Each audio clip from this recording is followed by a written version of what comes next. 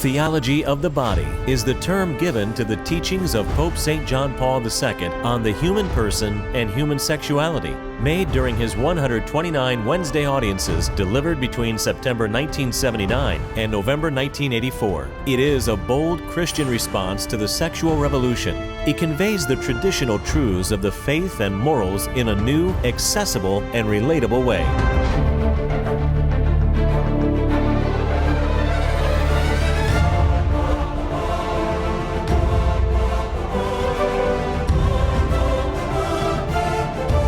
John Paul II's Theology of the Body. നമ്മൾ കഴിഞ്ഞ എപ്പിസോഡിൽ കുടുംബം ഒരു ഗാർഹിക സഭയാണ്, ഒരു കൊച്ചു സ്വർഗത്തിൻ്റെ യൂണിറ്റാണ്.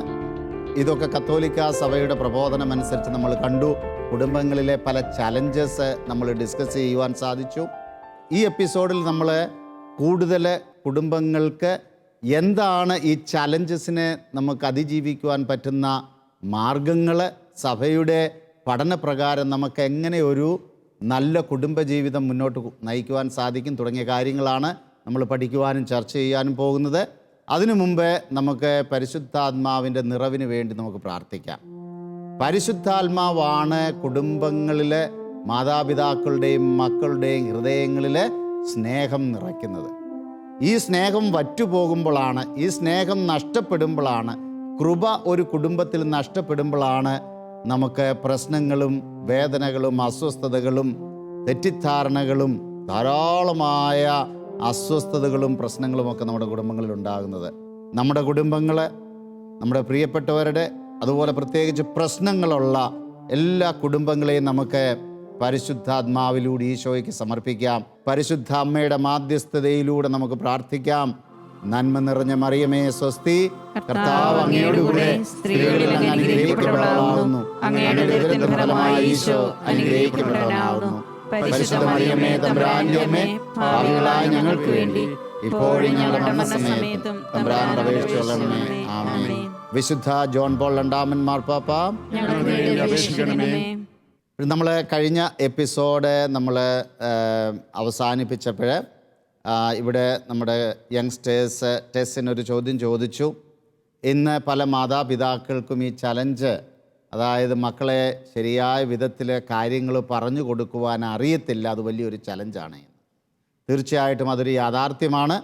പല മാതാപിതാക്കളും പങ്കുവയ്ക്കുന്ന ഒരു വസ്തുനിഷ്ഠമായിട്ടുള്ള കാര്യമാണത്.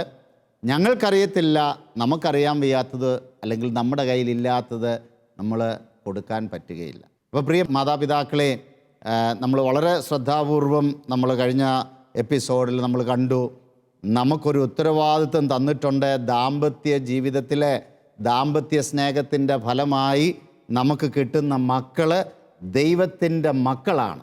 അത് ദൈവത്തിൻ്റെ ദാനം എന്നതുപോലെ ദൈവത്തിൻ്റെ മക്കളാണ്.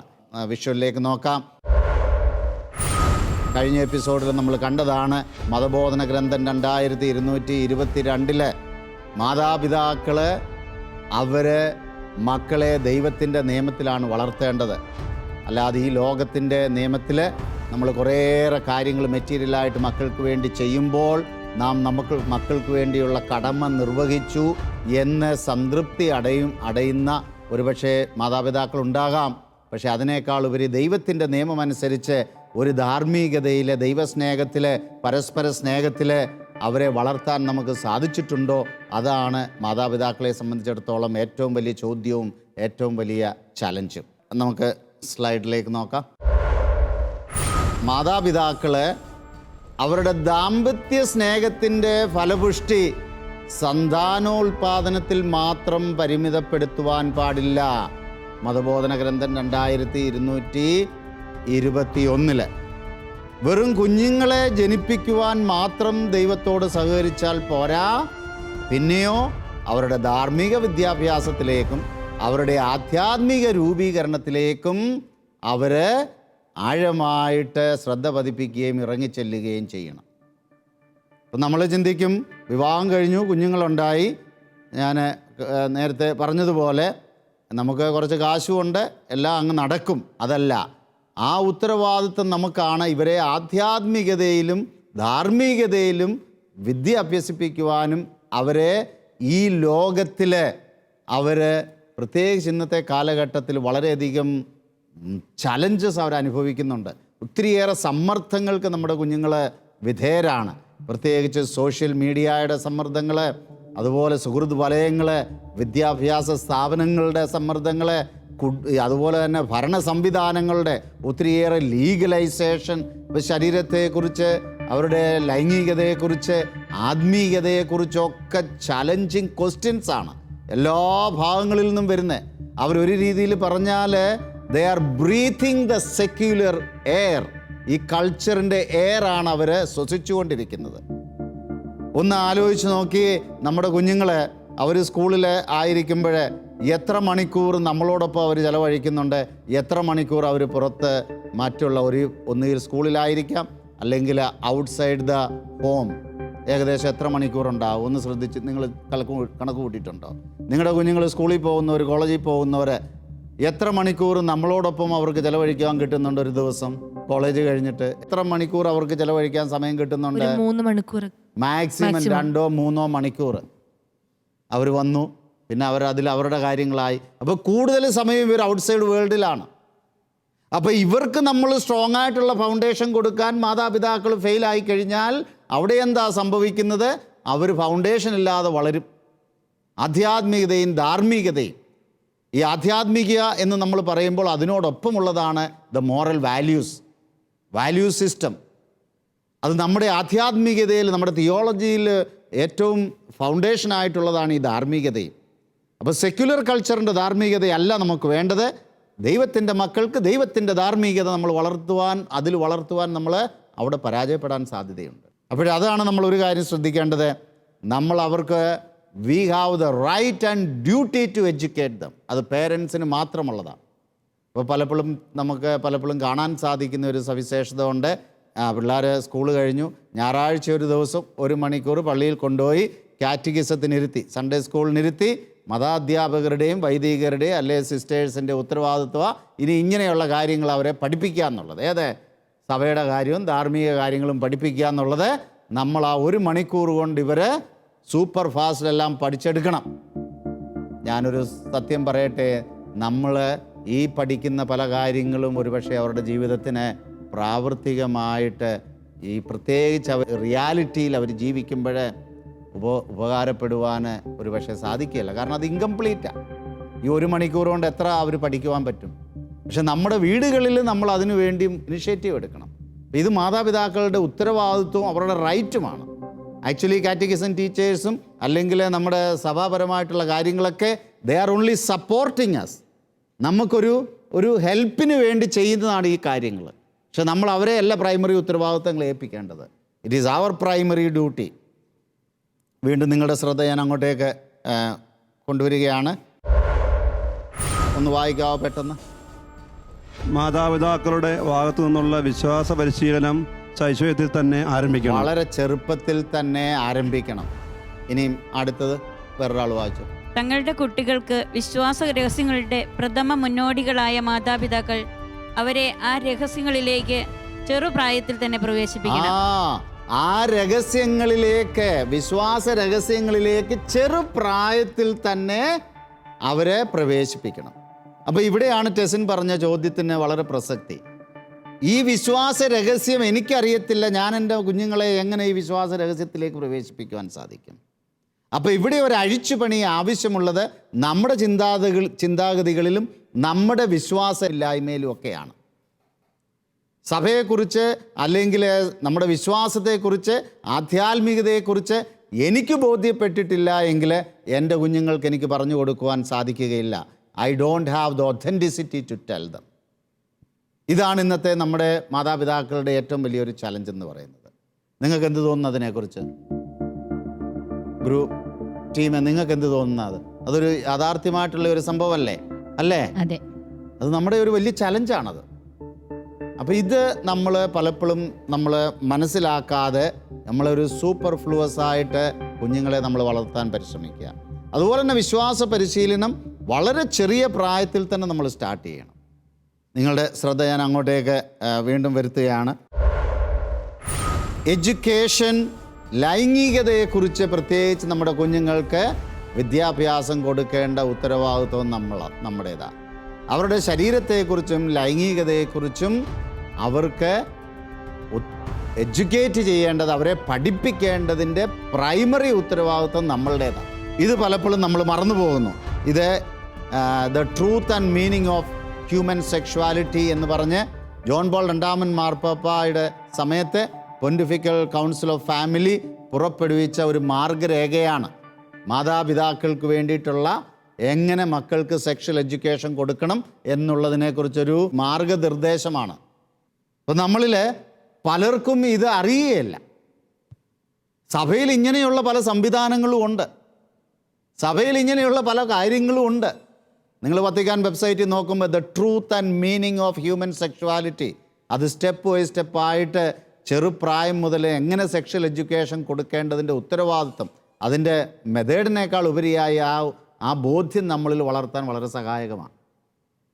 നിങ്ങൾക്ക് സമയം കിട്ടുമ്പോൾ അതെടുത്ത് വായിക്കുന്നത് നല്ലതാണ്. വത്തിക്കാൻ വെബ്സൈറ്റിൽ അത് വളരെ ഫ്രീ ആയിട്ടുള്ളതാണ്. അപ്പോൾ ഞാനിവിടെ ഒരു ചോദ്യം ചോദിക്കുകയാണ്. നമ്മൾ പറഞ്ഞു വളരെ ശൈശവകാലത്ത് തന്നെ കുഞ്ഞുങ്ങളിൽ വിശ്വാസ പരിശീലനം തുടങ്ങണം, ഇവൻ സെക്ഷൽ എഡ്യൂക്കേഷൻ സ്റ്റാർട്ട് ചെയ്യണം.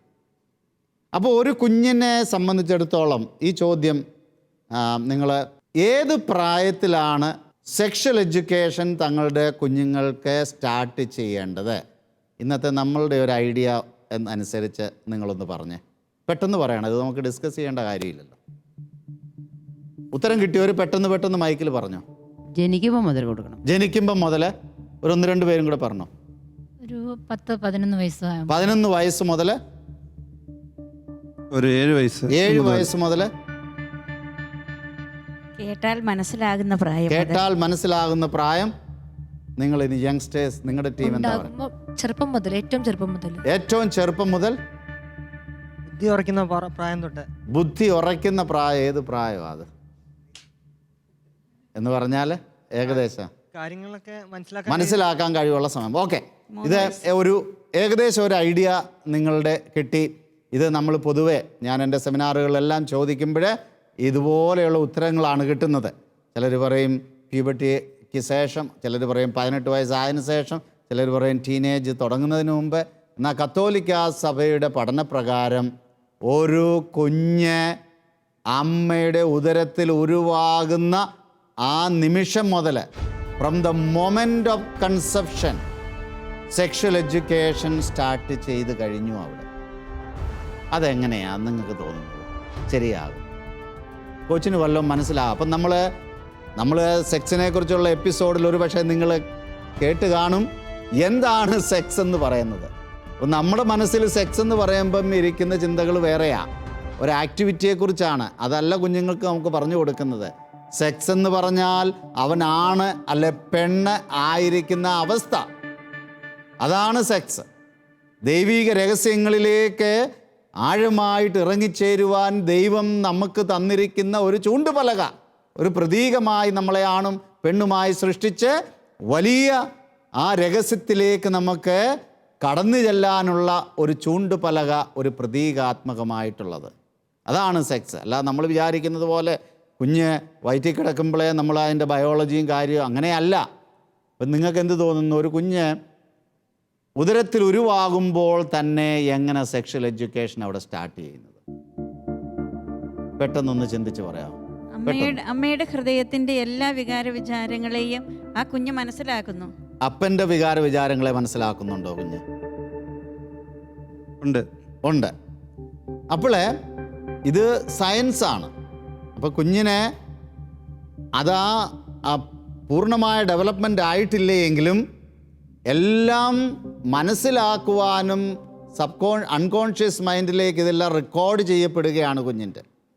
അപ്പോൾ ചുരുക്കി പറഞ്ഞാൽ ഇതാണ്, അവരുടെ ദാമ്പത്യ സ്നേഹത്തിൻ്റെ ഫലമായി അവർക്കിതാ ദൈവം ഒരു കുഞ്ഞിനെ നൽകിയിരിക്കുന്നു എന്ന് അവർക്ക് ബോധ്യമാകുന്ന ആ നിമിഷം അപ്പൻ്റെയും അമ്മയുടെയും മനസ്സിലൂടെ കടന്നു പോകുന്ന ചിന്തകൾ, ആ സന്തോഷം അല്ലെങ്കിൽ നിരാശ, ദുഃഖം, ഇതൊക്കെ ആ കുഞ്ഞിനെ അഫക്റ്റ് ചെയ്യും. അത് പോസിറ്റീവായിട്ട് അല്ലെങ്കിൽ നെഗറ്റീവായിട്ട്. അപ്പോൾ ഒരു മാതാപിതാവ് ചിന്തിക്കണം, അയ്യോ ദൈവമേ, നീ തന്ന ദാനത്തിന് എത്ര നന്ദി പറഞ്ഞാലും ഞങ്ങൾ നീ തന്ന ഇതൊരു നിധിയാണ്, വലിയ സന്തോഷമാണ്, ഞങ്ങൾക്ക് ജീവിതത്തിൽ ഇനി ഇതിലപ്പുറം ഒന്നും കിട്ടാനില്ല. ഈ ഒരു സന്തോഷം എക്സ്പ്രഷൻ അവിടെ ഭാര്യയും ഭർത്താവും അവരുടെ പെരുമാറ്റത്തിലും സംസാരത്തിലും എക്സ്പ്രഷനിലും ഈ വിവരം അറിയുന്ന ഉടനെ അവിടെ സംഭവിക്കുമ്പോൾ സഭ പറയുന്നത് ആ കുഞ്ഞിന് അവിടെ തന്നെ അവൻ്റെ ഐഡൻറ്റിറ്റി അവിടെ കൺഫേം ചെയ്ത ഒരു അഫർമേഷനാണ് അവിടെ കിട്ടുന്നതെന്ന് സൈക്കോളജിസ്റ്റും അത് തന്നെ പറയുന്നു. അപ്പോൾ ഇത് യാഥാർത്ഥ്യമാണ്. അതേസമയം നേരെ തിരിച്ചൊന്ന് ചിന്തിച്ച് നോക്കി. കുഞ്ഞുങ്ങൾ വേണ്ട എന്ന് വിചാരിച്ചിരുന്ന നിമിഷത്തിൽ ഒരു കുഞ്ഞ് ഉണ്ടായി, അറിഞ്ഞു. അപ്പനും നിരാശ, അമ്മയ്ക്കും നിരാശ. വേണ്ടായിരുന്നു, ഇങ്ങനൊരു അബദ്ധം പറ്റിപ്പോലെ, ഇനി എന്നാ ചെയ്യുക? ഇങ്ങനെയുള്ള ഒരു നിരാശയുടെ വക്കിലാണ് ആ ഒരു നിമിഷങ്ങൾ കടന്നു പോകുന്നെങ്കിൽ ഇവൻ സൈക്കോളജി പറയുന്നത് ആ കുഞ്ഞ് വളർന്നു വരുമ്പോൾ ഇൻഫീരിയോറിറ്റി കോംപ്ലക്സിന് വിധേയനാകും. എന്നെ ആർക്കും വേണ്ടാത്തവൻ, ആണായാലും പെണ്ണായാലും, എന്നെ ആർക്കും വേണ്ട എന്നുള്ള ഫീലിങ് ഇത് കുഞ്ഞിനോടാരും പറഞ്ഞതല്ല, അവൻ്റെ അൺകോൺഷ്യസ് മൈൻഡിൽ, ഇത് ഹ്യൂമൻ സൈക്കോളജിയിലെ അൺകോൺഷ്യസ് മൈൻഡിൽ ഇതാണ് ആ മാതാപിതാക്കളുടെ പെരുമാറ്റത്തിൽ നിന്ന്. ഒരു പക്ഷേ തുടർന്നുള്ള പെരുമാറ്റങ്ങളെല്ലാം അതിനെ സപ്പോർട്ട് ചെയ്യുന്നതാണെങ്കിൽ ഈ കുഞ്ഞിനെ സംബന്ധിച്ചിടത്തോളം വലിയ റിജക്ഷൻ ആയിരിക്കും അത് വളർന്നു വരുമ്പോൾ പുറത്തു വന്ന് അത് വളർന്നു വരുന്ന സാഹചര്യങ്ങളിൽ അതിനെ എക്സ്പീരിയൻസ് ചെയ്യാൻ സാധിക്കുക. ഇപ്പോൾ ചുരുക്കി പറഞ്ഞാൽ ഞാൻ ഈ പറഞ്ഞതിൻ്റെ അർത്ഥം ഇത്രയേ ഉള്ളൂ. ഒരു കുഞ്ഞ് അമ്മയുടെ ഉദരത്തിൽ അത് ഉണ്ടായി എന്ന് അറിയുന്ന ആ നിമിഷം മുതൽ സെക്ഷൽ എഡ്യൂക്കേഷൻ സ്റ്റാർട്ട് ചെയ്യുക അവിടെ. അതിനുശേഷം കുഞ്ഞ് പുറത്തു വന്നു. സഭ പറയുന്നത് ഏജ് അപ്രോപ്രിയേറ്റ് ആയിട്ട് കുഞ്ഞുങ്ങൾക്ക് ലൈംഗിക വിദ്യാഭ്യാസം കൊടുക്കുവാൻ മാതാപിതാക്കൾ they are the primary and the primordial teachers. അവരുടെ ഏറ്റവും ഉത്തരവാദിത്വം അവർ മാത്രമാണ്. മറ്റുള്ളവരെല്ലാം അവരെ സപ്പോർട്ട് ചെയ്യുന്നവരാണ്. ഒരുപക്ഷെ മറ്റ് സ്കൂളോ അല്ല ടീച്ചേഴ്സോ അല്ലെങ്കിൽ മറ്റ് മതാധ്യാപകരോ ഒക്കെ ഇവരെ സപ്പോർട്ട് ചെയ്യുകയാണ്. അതാണ് നമ്മൾ ഇവിടെ വായിച്ച അതാണ് ഇത് truth and meaning of human sexuality. നമുക്ക് ഒത്തിരി ചലഞ്ചസ് ഉണ്ട് മാതാപിതാക്കൾക്ക്. കാരണം സോഷ്യൽ പരമായിട്ടുള്ള പരിമിതികൾ, ഒത്തിരി വെല്ലുവിളികൾ, ഇതൊക്കെ നമ്മുടെ മാതാപിതാക്കൾ നേരിടുന്നുണ്ട്. അതുകൊണ്ടാണ് ഇവർക്ക് പല ചലഞ്ചസും ഉള്ളതുകൊണ്ട് സഭയോ അല്ലെങ്കിൽ മതാധ്യാപകരോ മറ്റുള്ള അധ്യാപകരോ ഇവരെ സപ്പോർട്ട് ചെയ്യുന്നത്. But they have the primary duty. പറഞ്ഞ മനസ്സിലായോ?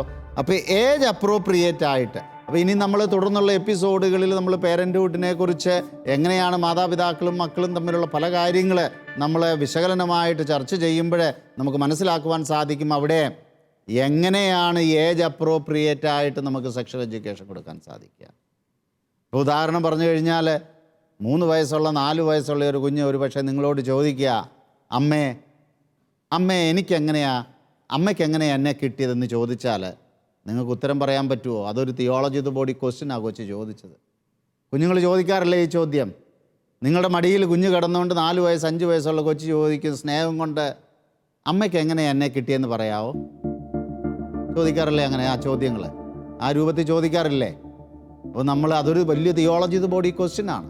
സെക്ഷൽ എഡ്യൂക്കേഷൻ്റെ ക്വസ്റ്റ്യനാണ് ഈ 4 വയസ്സ് 5 വയസ്സുള്ള കുഞ്ഞ് ചോദിച്ചത്. അപ്പോൾ പലപ്പോഴും നമ്മൾ പറയുന്ന മറുപടി എന്നാ? ദൈവം തന്നു, ഓക്കെ, അത്രയേ അറിയുള്ളൂ കുഞ്ഞിനെ. പക്ഷേ അതിലും മനോഹരമായിട്ട് നമുക്ക് ആ കുഞ്ഞിനെ ഉത്തരം കൊടുക്കുവാൻ സാധിക്കും. അത് നമുക്ക് ഇനി അടുത്ത എപ്പിസോഡുകളിലൊക്കെ നമുക്ക് അതിനെക്കുറിച്ച് കൂടുതൽ ഡിസ്കസ് ചെയ്യുമ്പോൾ നമ്മൾ ആ വിഷയത്തിലേക്ക് കടക്കാം. സ്ലൈഡിലേക്ക് നമുക്ക് നോക്കാം. അപ്പോൾ ഇതോടൊപ്പം തന്നെ ക്രിസ്ത്യൻ ഫാമിലിക്ക് നമുക്ക് ഒരു മിഷനറി ടാസ്കും ഉണ്ട്. സഭയുടെ ആ വലിയ ഒരു മിഷനറി ടാസ്ക് മാതാപിതാക്കളും മക്കളും ഒരുമിച്ച് ഉണ്ട്. അതെങ്ങനെയാണ് ആ മിഷനറി ടാസ്ക് നമ്മൾ ചെയ്യുന്നത്? ഇതാ അവിടെ നോക്കുന്നു. മാതാപിതാക്കൾ ആ മിഷനറി ടാസ്ക് നിർവഹിക്കുന്നത് ദൈവത്തിൻ്റെ പിതാവായ ദൈവത്തിൻ്റെ സൃഷ്ടികർമ്മത്തിൽ പങ്കെടുത്തുകൊണ്ട് പ്രോക്രിയേറ്റേഴ്സായിട്ട് ദൈവത്തിൻ്റെ ദാനത്തെ സ്വീകരിച്ച് കുഞ്ഞുങ്ങളെ തങ്ങളുടെ ജീവിതത്തിലേക്ക് സ്വീകരിച്ചുകൊണ്ട് ദാമ്പത്യ സ്നേഹത്തിലൂടെ എന്നിട്ട് അവർ വീണ്ടും ക്രിസ്തുവിൻ്റെ പ്രാർത്ഥനയിലും ബലിയിലും കൂദാശകളിലും പങ്കെടുക്കുവാൻ അവർ വിളിക്കപ്പെട്ടിരിക്കുന്നതോടൊപ്പം തന്നെ. അതാണ് മിഷണറി ടാസ്കിൻ്റെ പ്രധാനപ്പെട്ട ഭാഗം. അതുപോലെ പ്രാർത്ഥനയും തിരുവചനത്തിൻ്റെ വായനയും അതിനെ ആ സ്നേഹം കൊണ്ട് നിറയ്ക്കുവാൻ സഹായകമാണ്, സ്നേഹത്തിൽ ശക്തിപ്പെടുത്തുവാൻ സഹായകമാണ്. ഇത് മതബോധന ഗ്രന്ഥം 2205 നമ്മൾ വായിക്കുന്നതാണ്. അപ്പോൾ ഇത് നമ്മൾ വളരെ വ്യക്തമായിട്ട് നമ്മൾ മനസ്സിലാക്കണം. കൂദാശകൾ, പ്രാർത്ഥന ഒരു കുടുംബത്തിൻ്റെ അടിസ്ഥാനമാണ്. ഇന്ന് നമ്മൾ കുടുംബങ്ങളിൽ കാണുന്ന വലിയൊരു പ്രശ്നം ഇതാണ്. നമുക്ക് പ്രാർത്ഥിക്കുവാൻ സമയമില്ല. വേണ്ട വിധം നമ്മൾ കൂദാശകൾക്കൊരുങ്ങി. ഇവിടെ ഞാൻ ചില സ്ഥലങ്ങളിൽ പറയാറുണ്ട്, നിങ്ങൾ കുഞ്ഞുങ്ങൾ വളർന്നു വരുമ്പോൾ തന്നെ അവരെ ആദ്യ കുർബാന സ്വീകരിച്ചതിന് ശേഷം അപ്പനും അമ്മയും ഈ കുഞ്ഞുങ്ങളും നിങ്ങൾ റെഗുലറായിട്ട് ഒരുമിച്ച് പോയി കുമ്പസാരിക്കണമെന്ന്. ഇന്ന് നമ്മൾ യുവജനങ്ങളെക്കുറിച്ച് നമ്മൾ പറയുമ്പോൾ പലരും പറയാറുള്ള ഒരു പരാതിയായി ഇത്. അവർക്ക് ഇത് ജനറലി സംസാരിക്കുന്നതാണ്. എൻ്റെ ടീമിലും അതുപോലെ ഞാനുമായിട്ട് ഇടപെടുന്ന യുവജനങ്ങൾ വളരെയധികം ആധ്യാത്മികതയിൽ, പ്രത്യേകിച്ച് കൂദാശ അനുഷ്ഠാനത്തിലൊക്കെ ജീവിക്കുന്ന ഒരുപാട് ആളുകളുണ്ട്. ഇത് ഞാൻ ജനറലായിട്ട് ആളുകൾ പറയുന്നതിനെക്കുറിച്ച് സംസാരിക്കുക. പറയാറുണ്ട്, കുമ്പസാരം വേണ്ട, വർഷങ്ങളായി കുമ്പസാരിച്ചിട്ട് ഞാൻ പാപമൊന്നും ചെയ്തിട്ടില്ല എന്ന് പറഞ്ഞുകൊണ്ട് നടക്കുകയാണ് എന്ന്. ഇല്ലേ? നിങ്ങൾക്ക് എന്ത് തോന്നുന്നു? ഇങ്ങനെയുള്ള വലിയൊരു കമൻസ് നമുക്ക് കേൾക്കാൻ സാധിക്കും. പക്ഷെ അവിടെ ഇതാണ്, നമ്മുടെ കുഞ്ഞുങ്ങളെയും കൂട്ടി അവർ കുഞ്ഞായിരിക്കുമ്പോൾ മുതൽ നമ്മൾ ഒരുമിച്ച് കുമ്പസാരിക്കുവാൻ പോയിട്ടുണ്ടോ? ഇല്ല. നമ്മളെന്താ ജനറലി പറയുന്നത്? എടാ, അവിടെ പള്ളിയിൽ അച്ഛനുണ്ട്, നീ പോയി കുമ്പസാരിച്ചോളാൻ പറയും. കുഞ്ഞുങ്ങൾ കണ്ടിട്ടില്ല നമ്മൾ കുമ്പസാരിക്കുന്നത്. കുഞ്ഞുങ്ങൾ കണ്ടിട്ടില്ല ഇത് നമ്മളുടെ ജീവിതത്തിനും ഏറ്റവും അത്യാവശ്യമാണ് എന്ന്. പലപ്പോഴും ദുർമാതൃക, we should be a model to them, വിശ്വാസപരമായിട്ട്. അതാണ് അതിൻ്റെ അൾട്ടിമേറ്റ്ലി എനിക്ക് പറയുവാനുള്ളത്. നമ്മൾ അവർക്ക് മാതൃക കാണിച്ചു കൊടുത്തില്ല. കുർബാനയ്ക്ക് നമ്മൾ അവിടെ ചെന്നു, പള്ളിയിൽ ചെന്നു, നമ്മൾ ദുർമാതൃകപരമായിട്ടാണ് അവിടെ പെരുമാറുന്നത്. കുഞ്ഞുങ്ങൾ ഇതാണ് നമ്മളെ കണ്ടുകൊണ്ട് അവർ നോക്കുമ്പോൾ മാതാപിതാക്കൾക്ക് അതെല്ലാം ചെയ്യാൻ പറ്റും, എന്തുകൊണ്ട് എനിക്ക് ചെയ്തുകൂടാ? അപ്പം ഞാൻ ഇച്ചിരി കൂടെ പ്രായമായിട്ട് എനിക്ക് ലൈസൻസ് കിട്ടും, അന്നേരം ചെയ്യാം. ഇപ്പം ചെയ്താൽ അവർ വഴക്ക് പറയും. അപ്പോൾ അവർ കുറച്ച് സമയം അങ്ങനെ അടങ്ങി ഒതുങ്ങിയൊക്കെ നിൽക്കും.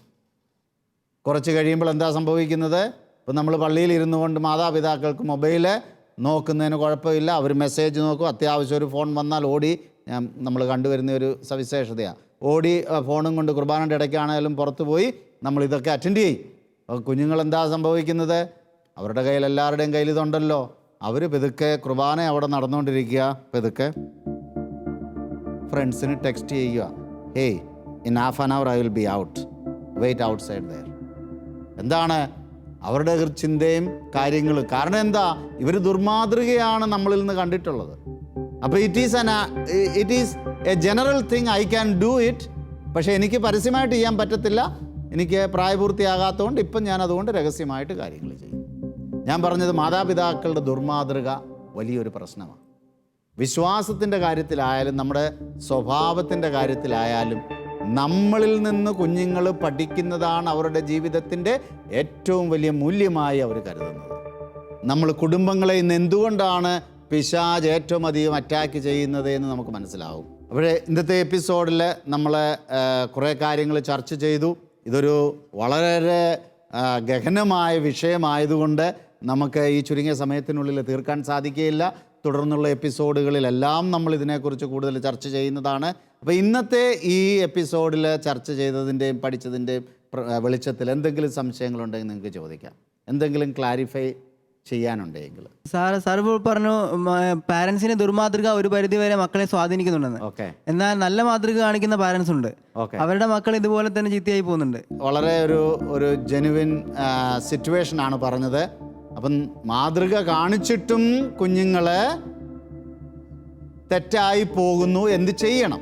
അപ്പോൾ ഇവിടെയാണ് ഒരു പുനഃപരിശോധനയുടെ ആവശ്യം. എന്താണ് നല്ല മാതൃക കാണിച്ചത്? അവർ വളർന്നു വരുന്ന സമയങ്ങളിൽ പലപ്പോഴും നമ്മൾ ചെയ്യുന്ന, മാതാപിതാക്കൾ ചെയ്യുന്ന ഒരു കാര്യമാണ്, കുഞ്ഞുങ്ങളൊന്ന് വളർന്നു വന്നൊരു ടീനേജൊക്കെ ആയി കഴിയുമ്പം ഇച്ചിരി പ്രശ്നങ്ങളൊക്കെ ആകുന്നു എന്ന് കാണിക്കുമ്പോൾ നമ്മുടെ രീതികളൊക്കെ ഒന്ന് മാറും, നമ്മൾ കുറേ മാതൃക കാണിക്കാൻ തുടങ്ങും.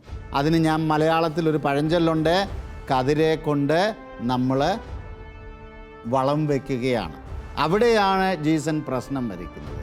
ഈ കുഞ്ഞ് നമ്മൾ കണ്ടു ഉണ്ടാകുമ്പോൾ മുതൽ നമ്മൾ ഇതൊരു പഠന കളരിയാണ്. അവിടെ നമ്മൾ ചെയ്യേണ്ടത് ചെയ്യാതെ ഓൾറെഡി അവൻ സെക്യുലർ കൾച്ചറിൽ നിന്ന് എല്ലാ ആശയങ്ങളും അവൻ അല്ലെങ്കിൽ അവൾ അവളുടെ മനസ്സിൽ ഫിക്സ് ചെയ്ത് കഴിഞ്ഞു, ആറ്റിറ്റ്യൂഡ് ഉണ്ടാക്കി കഴിഞ്ഞു, മൊറാലിറ്റി എന്താണെന്ന് മനസ്സിലാക്കി കഴിഞ്ഞു. അപ്പോൾ നമ്മൾ ചിന്തിക്കുന്നത് പോലെ 18, 20, 25 വയസ്സൊന്നും അതിന് വേണ്ട.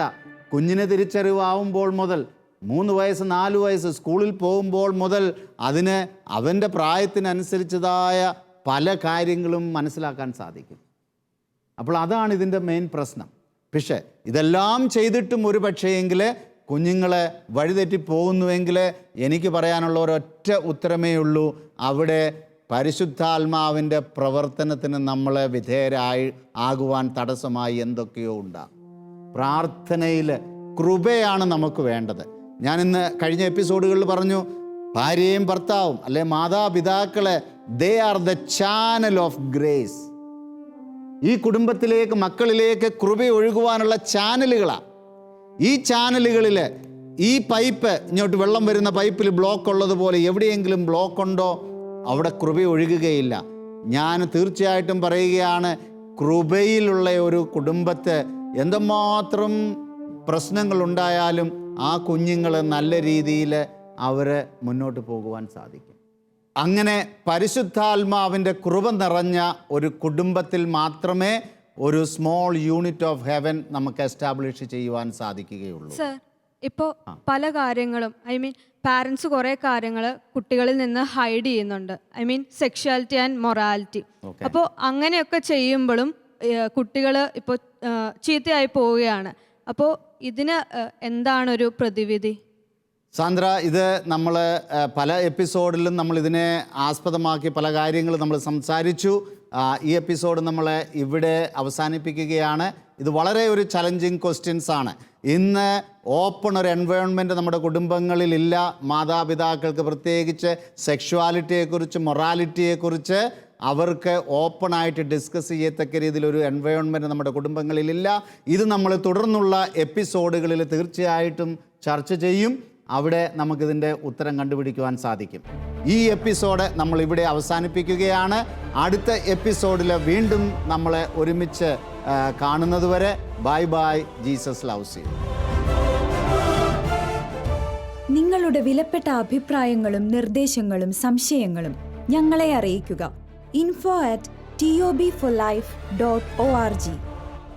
TOBയുടെ അടുത്ത എപ്പിസോഡിൽ നമ്മൾ കഴിഞ്ഞ എപ്പിസോഡുകളിൽ കേട്ട പല ചോദ്യങ്ങൾക്കും ചലഞ്ചിങ് ക്വസ്റ്റ്യൻസും നമ്മൾ ഡീൽ ചെയ്യുന്നു. അതുപോലെ തന്നെ മാതാപിതാക്കളും മക്കളും തമ്മിലുള്ള ബന്ധം രൂഢമൂലമാക്കുവാൻ, കൂടുതൽ ശക്തമാക്കുവാൻ എന്ത് നമുക്ക് ചെയ്യുവാൻ സാധിക്കും, എന്താണ് അതിനുള്ള പ്രതിവിധികൾ, എങ്ങനെ ഒരു ഓപ്പൺ എൻവയോൺമെൻറ്റ് നമ്മുടെ കുടുംബങ്ങളിൽ നമുക്ക് സൃഷ്ടിക്കുവാൻ സാധിക്കും, പ്രത്യേകിച്ച് സെക്ഷുവാലിറ്റിയെക്കുറിച്ച്, ധാർമ്മികതയെക്കുറിച്ച് നമ്മുടെ കുഞ്ഞുങ്ങളുമായി ഡിസ്കസ് ചെയ്യുവാൻ തുടങ്ങിയുള്ള അനേക ചോദ്യങ്ങൾക്ക് ഉത്തരവുമായിട്ട് John Paul II's Theology of the Body.